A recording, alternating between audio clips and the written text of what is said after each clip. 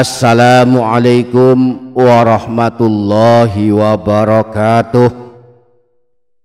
Bismillahirrahmanirrahim. Alhamdulillahirabbil alamin. Allahumma shalli ala sayyidina Muhammad wa ala ali sayyidina Muhammad. Amma ba'du, para sahabat channel YouTube Doa 2 Menit, dalam hadis riwayat Imam Ibnu Hibban dengan redaksi yang cukup panjang, Rasulullah mengabarkan peristiwa yang akan terjadi saat seseorang telah berada di alam kuburnya. Rasulullah juga menyebutkan beberapa amalan yang kelak akan datang membela dan menyelamatkannya dari siksa alam kubur. Bersumber dari Sayyidina Abu Hurairah bahwa Rasulullah pernah bersabda,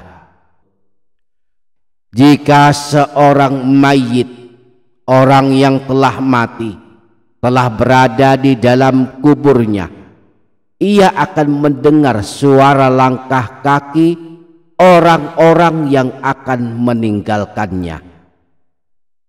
Jika dia seorang mukmin, maka ibadah sholatnya akan berada di bagian kepalanya, ibadah puasanya berada di bagian sisi kanannya, lalu ibadah zakatnya akan berada di bagian sisi kirinya, sedangkan amalan soleh lainnya seperti sedekah, silaturrahim, dan perbuatan baik sesama manusia akan berada di bagian kedua kakinya.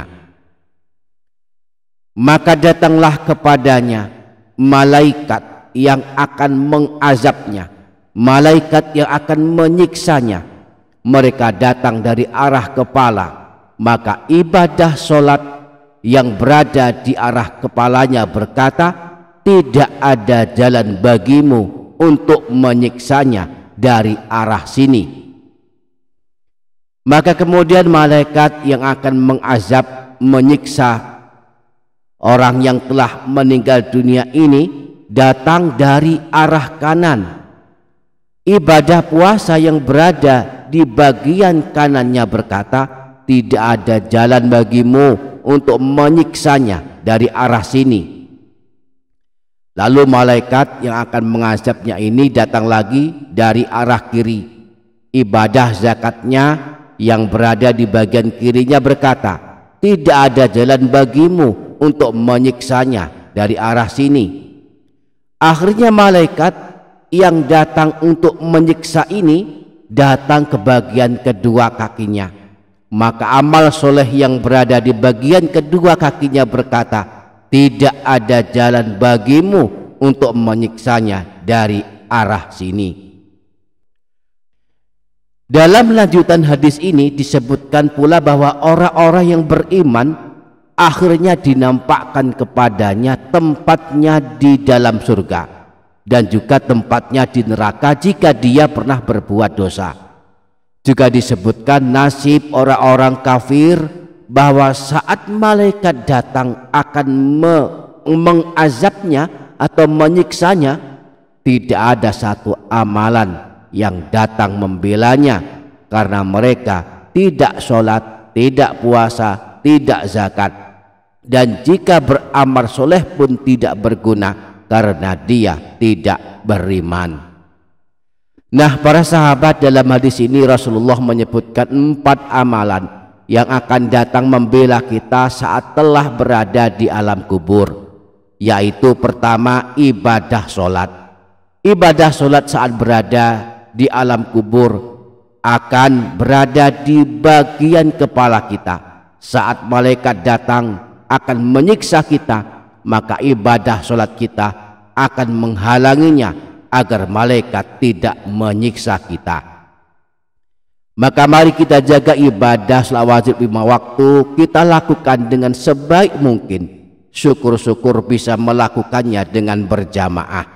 Jangan pernah meninggalkannya agar kelak di alam kubur ibadah solat membela kita.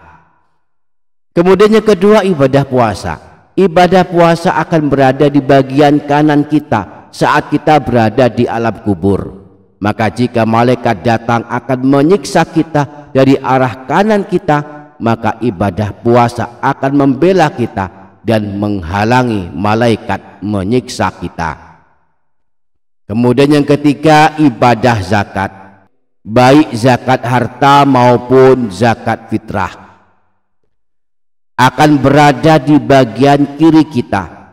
Jika malaikat datang akan menyiksa kita, ibadah zakat akan tampil membela kita.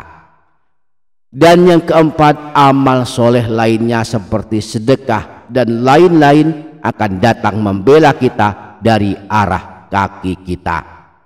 Maka mari kita jaga dengan baik 4 amalan ini. Kita lakukan sebaik mungkin agar kelak berada di alam kubur mereka akan membela kita dan menghalangi datangnya siksa kubur kepada kita. Bismillahirrahmanirrahim. Alhamdulillahi rabbil alamin. Allahumma salli ala sayyidina Muhammad wa ala ali sayyidina Muhammad. Allahumma ighfir lana dhunubana wa liwalidina warhamhum kama rabbawna shighara. Allahumma inna na'udzu bika min azabi jahannam wa min azabil qabri wa min fitnatil mahya wal mamati wa min syarri fitnatil masihid dajjal. Rabbana atina fid dunya hasanah wa fil akhirati hasanatan wa qina adzaban nar.